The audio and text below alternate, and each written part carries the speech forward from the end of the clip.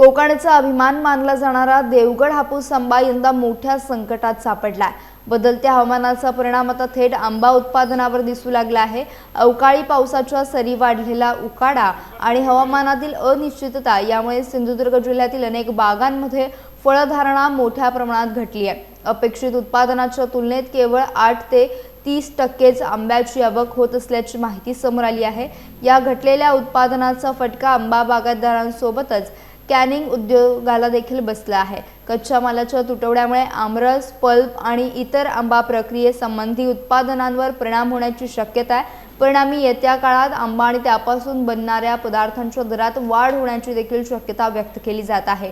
70 ते 80% उत्पादन घटल्यामुळे शेतकरी आर्थिक अडचणीत सापडले असून त्यांच्या चिंतेत वाढ झाली आहे। आता या परिस्थितीत प्रशासनाकडून नेमकी कोणती मदत मिळते आणि देवगड हापूस या संकटातून कसा सावरतो याकडे सर्वांचं लक्ष लागलंय।